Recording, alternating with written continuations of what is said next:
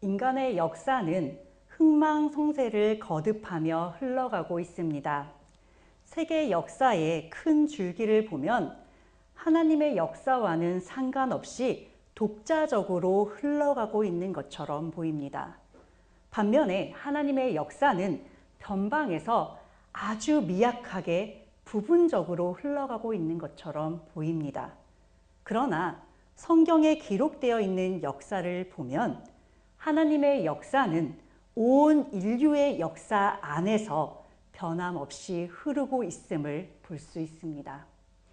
이사야서 44장 28절에는 고레스 왕에 대한 예언이 등장합니다. 이사야는 기원전 7세기에 활동했던 선지자로서 150년 이후에 왕이 될 고레스의 이름을 정확하게 이사야서에 기록하고 있습니다.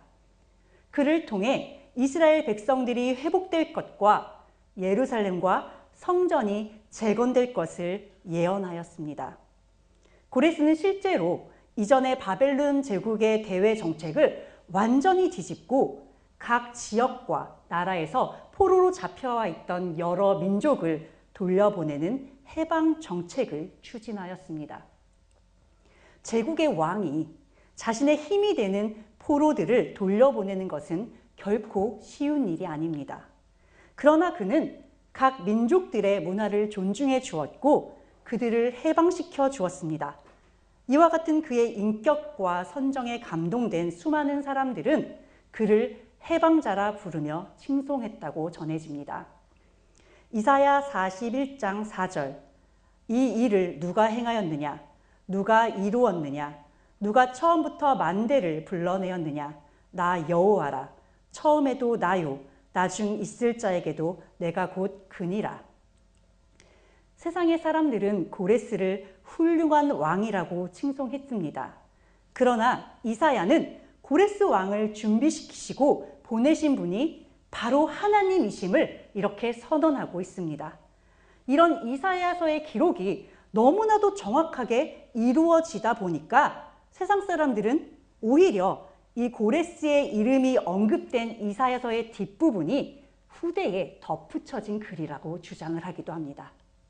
그러나 그들이 무엇라고 하든 고레스가 열국을 점령하고 바벨론을 멸망시킨 뒤에 이스라엘 백성들을 본국으로 돌려보낸 것은 엄연한 역사적 사실입니다. 이것은 부인할 수가 없습니다. 그런데 세상의 역사를 우리가 살펴보면 막강한 권력을 가진 제국의 왕이 포로를 자기 나라로 귀환시키는 이런 정책을 펼쳤던 역사는 그 어디에도 없습니다. 출애굽의 역사와 바벨론 포로 귀환의 역사와 같이 오직 하나님의 섭리 안에서만 나타나는 굉장히 특별한 역사입니다. 고레스가 하나님을 영접하지는 않았습니다. 그러나 그럼에도 불구하고 그는 자신을 세운 자가 이스라엘의 하나님이라는 것을 알고 있었습니다. 아직도 이란의 파사르가드라는 지역에는 이 고레스 왕의 무덤이 있습니다. 보통 전쟁에 패한 왕의 무덤은 정복자에 의해서 처참하게 훼손되는 것이 일반적입니다. 그러나 이 고레스 왕의 무덤은 이례적으로 그 형태를 굉장히 잘 보존하고 있습니다.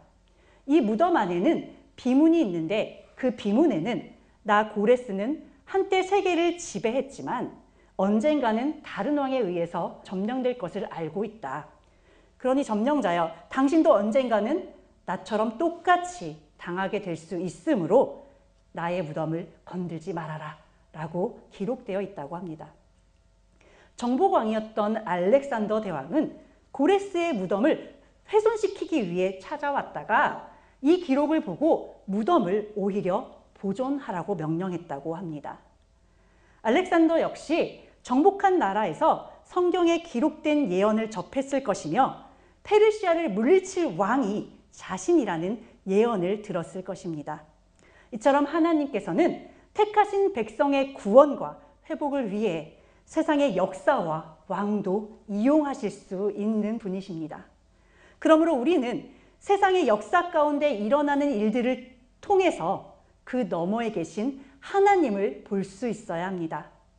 성경에 고레스의 이름이 예언되었던 것이나 고레스가 알렉산더에게 멸망을 당한 사실 그 너머에 그 모든 것들을 계획하시고 인간의 역사로 만드시며 조금의 흔들림도 없이 구원을 완성해 나가시는 하나님을 우리는 찾아낼 수 있어야 합니다. 바벨론을 무너뜨린 고레스의 페르시아도 알렉산더에 의해 무너져 버렸습니다. 알렉산더가 이룩한 헬레니즘 제국 역시도 로마에 의해 무너지고 말았습니다. 이런 인간의 역사를 보면서 인간의 계획과 도전은 영원할 수 없다라는 사실을 우리는 볼 수 있어야 합니다. 우리가 볼 때는 엄청난 힘을 가진 제국의 역사와 아주 찬란한 문화라 할지라도 하나님의 무고한 역사 안에서는 그것들은 그저 점에 지나지 않는 굉장히 하찮은 것에 불과하다는 것을 우리는 이 역사를 통해 깨달을 수 있어야 합니다. 인간의 역사는 하나님의 계획하심에 따라 사라지기도 하고 다시 새로운 것이 세워지기도 하는 그 역사를 계속해서 반복하고 있습니다. 하지만 처음부터 나중까지 역사하시는 하나님의 이 계획은 한순간도 변하지 않고 흘러오고 있습니다. 그러므로 우리 성도들은 변함없는 그 하나님만을 의지해야 합니다. 사무엘하 12장 25절 선지자 나단을 보내 그의 이름을 여디디아라 하시니 이는 여호와께서 사랑하셨기 때문이더라. 솔로몬은 태어날 때부터 하나님의 선택과 사랑을 받은 사람이었습니다. 하나님이 그를 얼마나 사랑하셨던지 그의 이름을 여호와께서 사랑하는 자라는 뜻의 여디디아라고 직접 붙여주셨어요. 솔로몬 역시 아버지 다윗과 함께 할 때 아버지의 믿음을 그대로 본받아 하나님만을 사랑하며 의지하였습니다. 솔로몬이 이렇게 하나님만을 사랑하고 의지할 때 또 하나님의 편에 서기 위해서 노력했을 때 그는 하나님께 지혜를 선물로 받았습니다. 그리고 하나님께 선물로 받은 그 지혜를 하나님께서 맡겨주신 사명을 감당하는 데 쓰기 위해 최선을 다했어요. 하나님의 전적인 사랑과 은혜를 받은 그는 실제로 매우 능력 있는 왕이었습니다. 어떠한 난제도 그의 앞에서는 매듭이 풀리듯 그렇게 다 풀렸습니다. 하나님께서 함께 해주시는 그의 삶 앞에는 두려울 것도 거칠 것도 없는 삶이었습니다. 그래서 그의 집권 기간 동안에는 나라가 계속해서 번성하였고 이스라엘 역사상 유례가 없을 정도로 굉장히 안정적이고 강한 나라를 이룩하였습니다. 그리고 백성들은 그 안에서 태평성대를 누렸습니다. 그러나 그가 하나님을 의지하지 않고 사람을 의지할 때 자신의 편에서 힘을 실어줄 강한 자를 세우기 시작했을 때 그는 세상이 두려워졌습니다. 그는 세상의 힘을 갖기 위해 다양한 정책들을 펼쳤는데 그가 자신의 힘으로 삼은 모든 것들은 결과적으로 하나님 앞에서는 죄가 되었고 그의 정책 가운데서도 실책이 되고 말았습니다. 하나님의 사랑과 은총을 입어 이스라엘의 황금기를 누렸던 솔로몬이었지만 그의 말년에는 타락과 실패의 연속이었습니다. 그리고 그 결과로 이스라엘은 두 나라로 쪼개어지는 아픔을 겪어야만 했습니다. 이처럼 솔로몬을 실족해하며 하나님의 진노를 사게 한 그의 실책들을 살펴보기에 앞서 이스라엘 왕에 대한 규례에 대해 살펴보고자 합니다. 하나님께서는 이스라엘의 왕이라는 그 체계가 세워지기 전에 이미 수백 년 전에 모세를 통해 이스라엘 왕에 대한 규례를 알려주셨습니다. 신명기에 기록된 이 규례를 제왕론이라고도 합니다. 그런데 여기서 한 가지 잊지 말아야 할 점이 있습니다. 바로 훗날 왕을 세우고자 한 것은 백성들의 뜻이었지 하나님의 뜻은 아니었다는 점입니다. 즉 왕을 세우는 일은 백성들이 요구를 했기 때문에 하나님이 허락하신 일이긴 했지만 당초부터 하나님께서 계획하신 일은 아니었다는 것입니다. 하나님께서는 친히 이스라엘의 왕이 되길 원하셨던 분이에요. 그럼 이렇게 생각할 수 있어요. 그럼 왜 굳이 제왕론을 주셨을까? 그렇죠? 우리가 자녀들을 키울 때 이 아이가 엄마 말을 이렇게 잘 들었으면 좋겠어요. 그런데 이 행동은 하지 않았으면 좋겠어요. 그런데 우린 또 알고 있죠. 얘가 이걸 할 거라는 걸. 그러면 최소한 이 행동을 할 때 요것만큼은 하지 말아줄래? 라는 거를 미리 준단 말이에요. 이 아이한테 넣어준단 말이에요, 생각을. 그것과 하나님이 지금 똑같은 마음이시라고 보면 됩니다. 하나님께서는 인간을 기계처럼, 로봇처럼 만드신 게 아니에요. 우리들과 인격적인 관계를 맺고 서로 이렇게 정말 사랑하는 연인 사이로 이렇게 교제를 나누고 싶어 하셨기 때문에 그들의 요구를 들어주시면서 그들의 삶을 이끌어 가신 거예요. 하나님이 주신 이 제왕론에 따르면 왕은 반드시 이스라엘 민족 중 한 사람이어야만 합니다. 타국인, 이방인은 왕이 될 수 없습니다. 그리고 이어서 왕이 지켜야 할 4가지의 규례들이 명시되어 있습니다. 첫째는 말을 많이 두지 말라는 것이고, 둘째는 아내를 많이 두어 마음이 미혹되지 말라는 것입니다. 셋째는 자기를 위해 은금을 많이 쌓아두지 말고, 마지막으로 율법을 주야로 묵상하고 지켜 행하라는 것입니다. 이스라엘의 왕들은 율법서를 등사해서 항상 자기 옆에 두고 읽으며 지켜야 할 의무를 가지고 있습니다. 그러나 결과적으로 솔로몬은 이 가운데 그 어떤 것도 지키지 않았습니다. 먼저 이방인을 왕으로 세울 수 없다는 규례입니다. 이방인은 이스라엘의 왕이 될 수 없습니다. 그런데 유대인들에겐 한 가지 특별한 전통이 있어요. 그건 뭐냐면 어머니가 유대인이어야만 그 자녀를 유대인으로 인정해주는 전통입니다. 아버지가 이방인이고 어머니는 유대인이더라도 이 자녀는 유대인으로 인정을 받습니다. 그러나 이게 반대로 되면 그는 이방인입니다. 유대인들에게는. 그런데 솔로몬이 왕위를 물려줬던 르호보암의 어머니는 암몬 사람입니다. 비록 르호보암이 솔로몬의 아들이긴 했지만 유대인들의 전통에 따라 그는 이방인입니다. 그런 르호보암에게 왕위를 물려줌으로써 솔로몬은 유대인에게만 왕위를 물려줘야 한다는 왕의 규례를 어기고 말았습니다. 다음으로 하나님은 이스라엘 왕에게 말을 많이 두지 말라는 명령을 하셨습니다. 말을 많이 갖는다는 것은 병사들이 그만큼 기동력을 갖는다는 것입니다. 따라서 그 고대 시기에 군사력에 있어서 말 한 마리를 갖는다는 것의 의미는 굉장한 큰 의미입니다. 그런데 하나님께서 말을 많이 두지 말라고 하신 이유는 전쟁이 하나님께 속한 것임을 알고 하나님의 힘만 의지하고 세상의 힘을 의지하지 말라는 그런 뜻이 담겨져 있는 것입니다. 이것은 세상의 논리와는 전혀 반대되는 그런 명령입니다. 그렇기 때문에 우리 개개인도 이런 하나님의 명령에 순종하는 것이 때로는 쉽지 않은데 한 나라를 이끌 책임 있는 왕이 그 말에 순종하는 것은 훨씬 더 어려웠을 것입니다. 그렇지만 이런 하나님의 명령에 순종하여 다윗 왕은 전쟁의 전리품으로 얻었던 그 말의 모든 힘줄들, 발의 힘줄들을 끊어버림으로써 그것들을 무용지물로 만들어버렸습니다.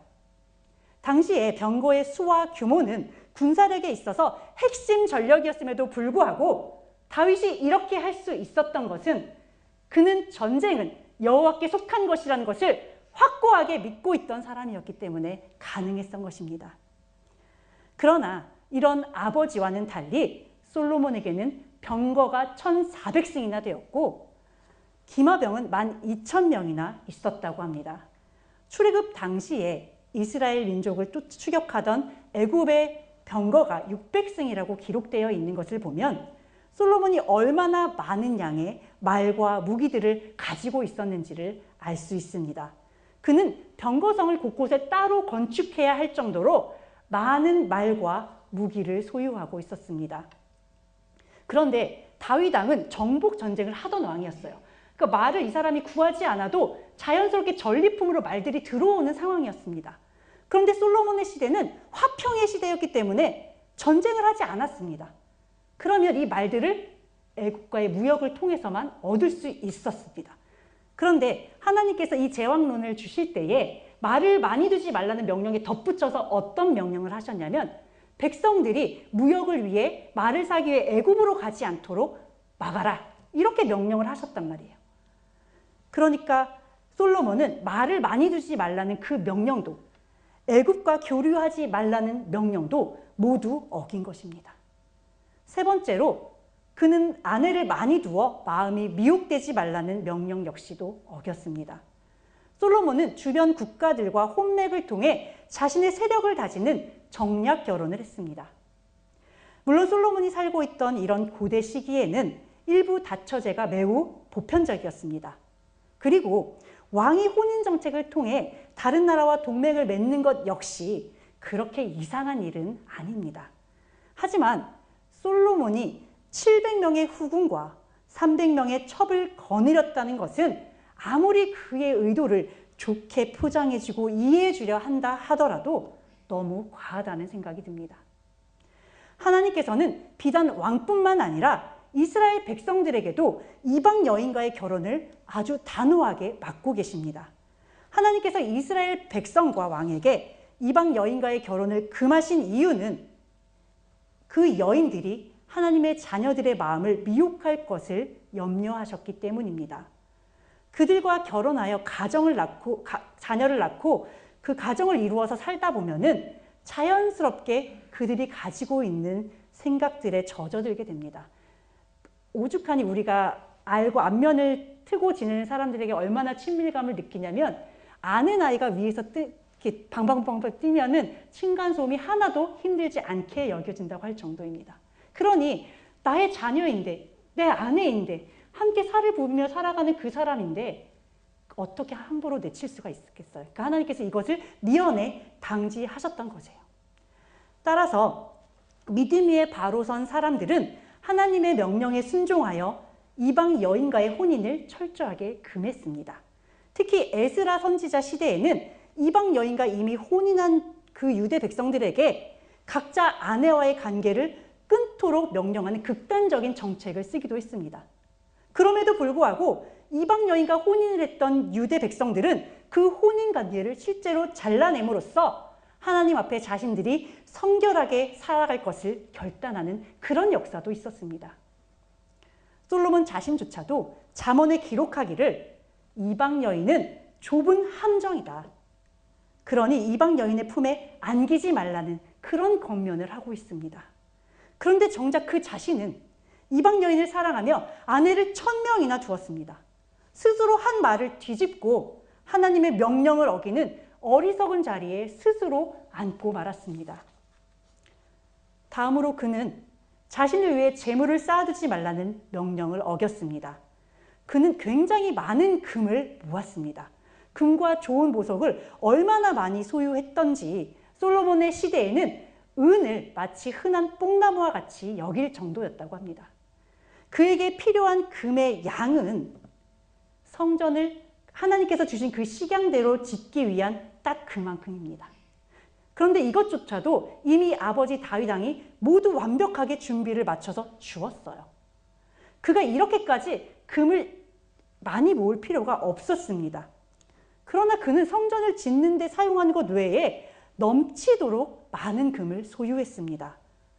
호화롭게 자신의 궁을 금으로 꾸미고 왕궁에서 쓰는 모든 물건들까지도 금으로 화려하게 채워 넣었습니다. 그의 왕궁에서 쓰는 물건 가운데 은이나 동으로 만든 것은 하나도 없고 전부 황금과 보석으로 만들어졌다고 하니 얼마나 그 모습이 휘황찬란했을지 상상도 되지 않습니다. 이 외에도 그는 금방패도 500개나 만들었다고 합니다. 방패는 적의 무기를 막아내는 무기이잖아요. 그런데 그걸 금으로, 순금으로 만들면 어떻게 돼요? 무기로서의 기능은 전혀 할 수가 없게 됩니다. 그럼 이거는 순전히 과시용으로만 만들었다는 것입니다. 그저 전시하고 사람들에게 보여주기 위한 목적으로 이렇게 많은 금을 사용했다는 것 역시도 아내를 1000명이나 거느렸다는 것만큼 과도하게 여겨집니다. 이렇게 무리하게 많은 양의 금을 사용하기 위해서 온전히 무역만으로는 금을 얻기 어려웠을 것이고 어쩔 수 없이 백성들에게 세금 징수를 할 수밖에 없었을 것입니다. 그는 또 잠언에 기록하기를 지혜를 얻는 것이 금을 얻는 것보다 낫고 명철을 얻는 것이 은을 얻는 것보다 더욱 낫다 이렇게 스스로 말을 했음에도 불구하고 그 자신은 금을 집착에 가까울 정도로 더 사랑하는 모습을 보이고 있습니다. 그가 전했던 그 말과 행동이 하나도 일치하지 않는 언행불일치의 극치를 보이고 있습니다. 또한 이로 인해 백성들을 착취했고 백성들의 삶은 점점 더 힘들어져 갔습니다. 마지막으로 왕은 율법을 주야로 묵상하고 지켜 행해야 했습니다. 왕들은 율법서를 평생 자기 옆에 두고 읽으며 그 말씀대로 살아야 할 의무가 있었습니다. 그런데 앞선 그의 실책들을 한번 보십시오. 1000명이나 되는 아내들을 데리고 그 많은 금들, 그리고 그것들을 보기 위해서 세계 각처에서 모여드는 사람들을 접대하고 맞이하기 위해서 그에게 주야로 하나님의 말씀을 묵상할 시간이 있었을까요? 여러분, 죄에는 경중이 없습니다. 모든 죄는 하나님 앞에 악합니다. 또한 솔로몬이 저지른 이런 죄악들을 보면 이것들을 따로 떨어뜨려서 보기 어려울 정도로 죄는 사슬처럼 얽혀 있습니다. 그러나 그가 지은 죄들 중에서도 가장 큰 실책은 바로 우상숭배를 허용했다는 것입니다. 성경은 솔로몬의 이런 행동에 대해 그가 거느렸던 많은 이방의 여인들이 그의 노년에 그의 마음을 돌려 다른 신을 따르게 하였다, 이렇게 기록하고 있습니다. 어쩌면 그는 나는 하나님께 지혜라는 귀한 은사를 받은 사람이니까 나는 많은 이방 여인들을 사랑한다 할지라도 결코 하나님을 배반하지 않을 거야, 이렇게 생각했을 수도 있습니다. 하나님을 만나고 하나님께 직접 지혜라는 귀한 선물을 받은 내가 설마 하나님을 버리고 이방신을 받아들이겠어? 다른 사람이면 몰라도 나는 절대로 그럴 리가 없을 거야, 이렇게 자만했을지도 모릅니다. 해마다 3번씩 하나님 앞에 제사를 드리면서 그는 다른 사람은 몰라도 나만큼은 하나님을 끝까지 따르겠다고 다짐했을 것입니다. 그러나 죄는 그 모양이라도 버리라고 한 이유가 있습니다. 하나님의 거룩함을 입은 성도에게는 티끌만한 작은 어두움도 허용되지 않기 때문입니다. 우리가 아니란 마음으로 받아들이는 그 작은 죄 한 가지가 하나님 앞에 심각한 죄로 이어질 수 있기 때문에 우리는 항상 깨어서 경계하고 주의해야만 합니다. 자, 우리에게 만약에 엄청나게 비싸고 좋은 명품 옷이 있다고 한번 생각해 보세요. 그런데 아무리 좋고 비싼 옷이라 하더라도 거기에 뭘 먹다가 조그만 얼룩이 묻었다고 한번 생각을 해보세요. 그러면 우리가 그 옷을 너무나도 귀한 자리에, 중요한 자리에 입고 나갈 수가 있을까요? 심할 경우에는 그 지지 않는 작은 얼룩 하나 때문에 멋지고 좋은 그 옷을 버려야 할 수도 있습니다. 우리가 이 정도면 괜찮지 않을까 생각하며 짓는 아주 사소한 그 죄가 하나님께서 우리를 버릴 수밖에 없는 조건이 될 수도 있음을 꼭 기억하시기를 바랍니다. 하나님 앞에는 절대 이 정도면 괜찮다, 그런 죄는 없습니다. 죄의 삭은 사망입니다. 솔로몬은 하나님을 사랑하는 것과 이방 여인을 사랑하는 것이 별개라고 생각했을지 모르지만 그가 사랑했던 이방 여인들은 하나님이 말씀하셨던 그대로 그의 마음을 돌려 다른 신들을 섬기도록 부추겼습니다. 그 결과 그는 어리석게도 예루살렘 성전 바로 앞에 산당을 짓는 엄청난 죄를 짓고 말았습니다. 자, 여기 보시면 지금 이렇게 동그랗게 금으로 돔이 있죠. 이게 바로 예루살렘 성전입니다. 그런데 이게 지금 예루살렘 시내거든요. 마을이에요. 얼마 떨어지지 않은 저 자리에 산당을 세웠어요. 하나님께서 분명히 성전을 세운 이후에는 그 자리에서만 이스라엘 백성들을 만나 주신다고 하셨어요. 이미 있던 산당들도 다 제하여 버리라고 명령하셨습니다. 그런데 솔로몬은 오히려 너무나도 가증하게도 이렇게 예루살렘 성전, 하나님의 성전이 있는 바로 그 앞에 짓고 있는 거예요.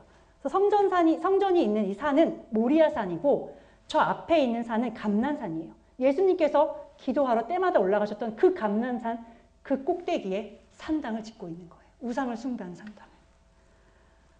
그러니까 이렇게 눈에 보이는 자리에 산당을 지음으로써 자신과 왕궁 사람들만 우상 숭배의 죄를 짓게 하는 것이 아니라 온 이스라엘 백성들로 하여금 우상 숭배에 동참하게 하는 큰 해악을 끼치고 만 것입니다. 히브리서 10장 26절. 우리가 진리를 아는 지식을 받은 후 짐짓 죄를 범한즉 다시 속죄하는 제사가 없고. 히브리 기자는 유대 기독교인들을 향해 배교에 대해 경고하였습니다. 한글 성경과는 달리 헬라어 성경에는 이 짐짓 죄를 범한즉이라는 말이 문장의 가장 앞에 나온다고 합니다. 이렇게 문장의 첫머리에 단어를 두는 것은 강조하기 위함입니다. 이 말씀에서 짐짓 죄를 범한즉이라는 표현은 그리스도인들이 중생 이후에 범할 수 있는 모든 종류의 제약된 행동을 뜻하는 것이 아닙니다. 조금 헷갈리시죠? 자, 집중하고 잘 들으시길 바랍니다.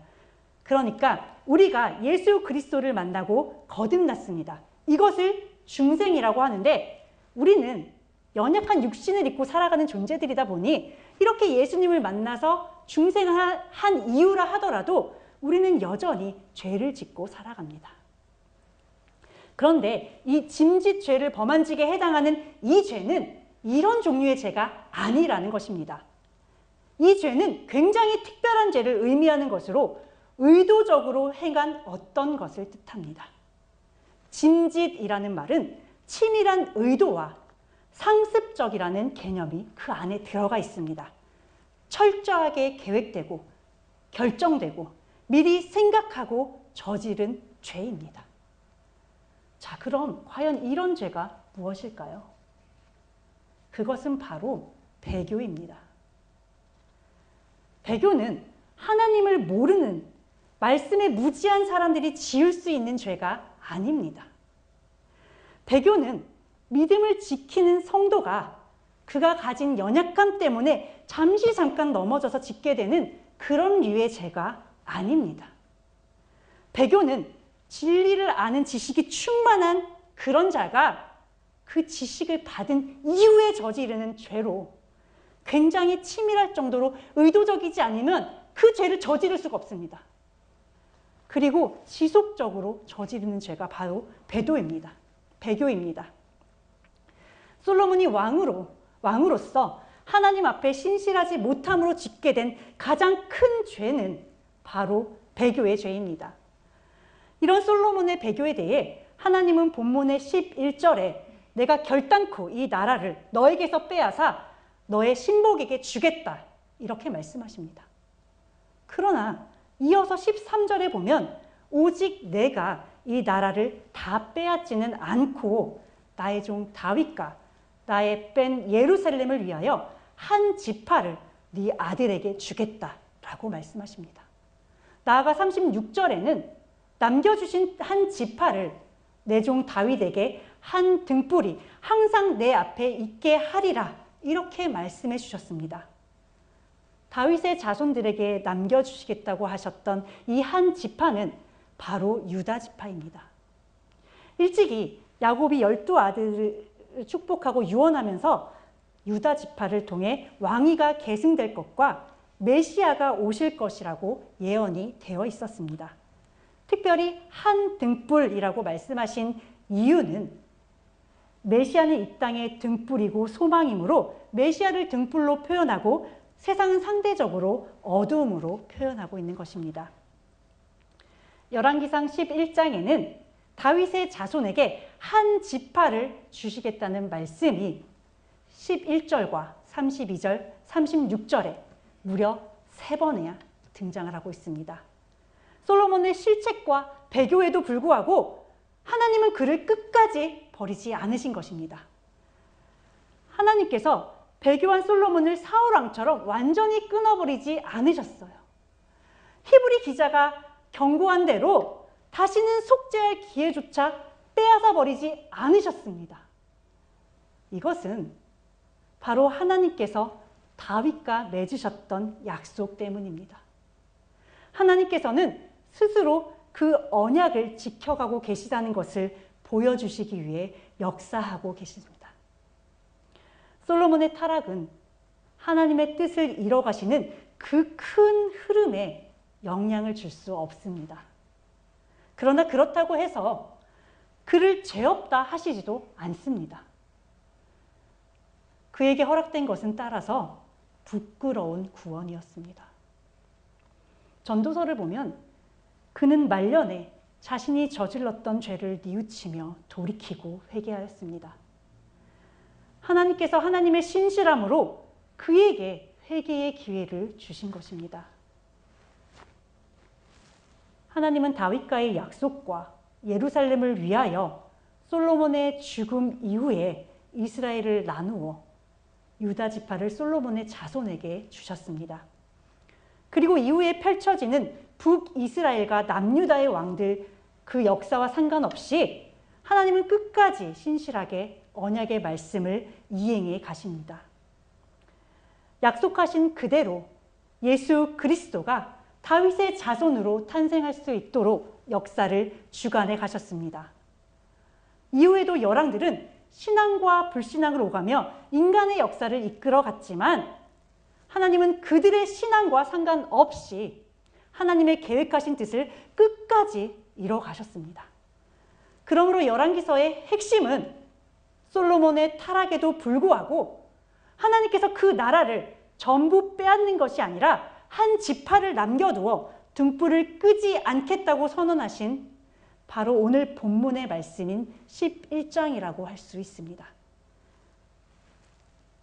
우리는 오늘까지 14번에 걸쳐 솔로몬의 왕위 계승과 성전 건축, 그 이후의 번영과 타락에 이르기까지 솔로몬에 대해 살펴보았습니다. 제가 어렸을 때에는 솔로몬이 지혜롭기만 한 왕인 줄 알았습니다. 청소년기에 그가 우상 숭배에 빠진 타락한 왕이라는 사실을 알고 굉장히 큰 충격을 받았습니다. 그때는 아니 어떻게 하나님의 사랑을 그렇게 많이 받고 하나님의 말씀을 너무나도 잘 아는 지혜로운 왕이 우상 숭배라는 그 더러운 죄를 짓고 타락할 수 있을까? 솔직히 잘 이해가 되지 않았어요. 그러나 지금은 그의 인생이 바로 세상과 하나님 사이에서 끊임없이 갈등하며 늘 흔들리는 갈대와 같이 연약한 우리의 인생 그 자체라는 것을 보게 됩니다. 그리고 끝까지 신실하게 믿음을 지킨 사람들보다도 배교하고 하나님을 버리는 사람들이 훨씬 더 많다는 사실도 알게 되었습니다. 나아가 다른 사람들을 위해서는 중보기도를 하기도 하고 그에게 믿음으로 살 것을 권고하고 조언을 하기도 하는 제가 솔로몬처럼 전하는 말과 삶이 다르면 어쩌나 굉장히 두렵습니다. 아마 여기 계신 성도분들도 저와 크게 다르지 않으실 것 같습니다. 하나님의 전적인 선택과 구원을 받은 우리들이지만 그 구원이 면죄부가 될 수는 없습니다. 본래 죄의 종이었던 우리가 예수 그리스도의 십자가 은혜 때문에 죄로부터 노임을 받은 자유인이 되었습니다. 꼭 기억하셔야 할 사실이 무한정의 자유가 아니라는 것입니다. 죄로부터의 자유입니다. 이게 굉장히 중요합니다. 많은 사람들이 자유라고 하니까 그저 마음을 탁 놓아버려요. 아, 다 해도 되는구나. 이제 나는 자유롭게 살 수 있어. 그러나 그리스도의 십자가가 허락한 그 자유는 이제 자유로워진 몸으로 더 이상 죄의 속박의 굴레로 들어가지 말고 하나님의 자녀답게 살 수 있는 아주 특별한 기회를 얻었다는 뜻입니다. 그러니까 하나님의 자녀됨의 권세를 누린다는 것은 이제 구원을 확증받았으니까 내 맘대로 살아도 된다는 허락을 받은 것이 아니라 하나님의 자녀에 걸맞는 말과 행동을 하기 위해 말씀과 삶을 일치시키는, 그렇게 하기 위해서 영적인 전쟁을 기꺼이 치르겠다라는 결단입니다. 또한 육을 벗는 그 날까지 치러야 할 굉장히 고단하고 지난한 싸움의 시작일 뿐입니다.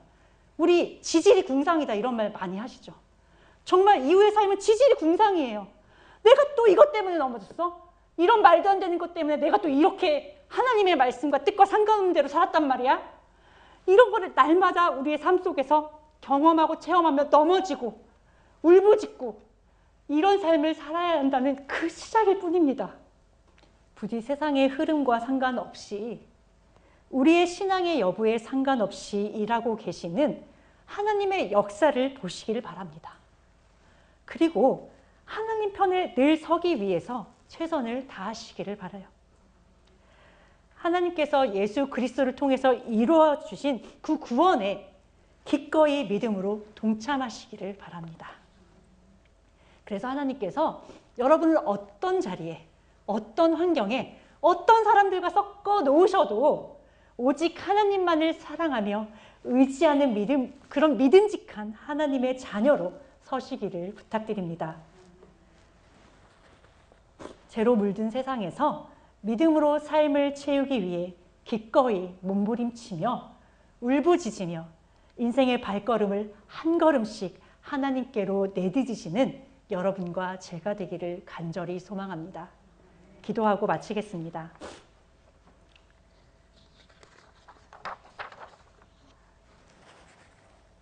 사랑과 은혜가 충만하신 하나님 아버지, 솔로몬의 인생을 통해 인간의 믿음과 상관없이 역사하시는 하나님의 신실하심을 알게 하시니 감사드립니다. 저희들이 하나님께 믿음을 드리며 헌신한다 해도 하나님의 크신 역사에 아무런 영향을 끼칠 수가 없음을 고백합니다. 그럼에도 불구하고 그 작은 헌신을 기뻐 받아주시며 저희들과 인격적인 관계를 맺고 교제하시길 원하시니 진심으로 감사드립니다. 이 시간 연약할 때는 하나님께 드릴 수 있는 것이 없어서 아무것도 하지 못하고 장성한 때는 이제는 가진 것들을 지키기에 급급하여 하나님께 드리지 못하는 저희들의 어리석음을 불쌍히 여겨주시기를 간구드립니다. 저희들의 근본적인 연약함과 미련함 때문에 늘 하나님의 마음을 아프게 하는 저희들이지만 잠깐 넘어지는 실수는 하여도 짐짓 하나님의 말씀을 배반하는 자리에는 앉지 않도록 저희들의 영혼을 끝까지 지켜보아여 주시옵소서. 그리하여 주님 만나는 그날까지 믿음으로 성장하고 성숙하여 예수 그리스도의 천국 혼인잔치에 기쁨으로 참여하는 성도들이 되게 하여 주시기를 간절히 소망합니다. 추워지는 날씨 가운데 성도들의 건강을 지켜보아여 주시고 멀리 타국에 있는 성도들이 안전하게 귀가할 수 있도록 그 발걸음을 인도하여 주시기를 간구드리며 예수 그리스도의 이름으로 기도드립니다. 아멘.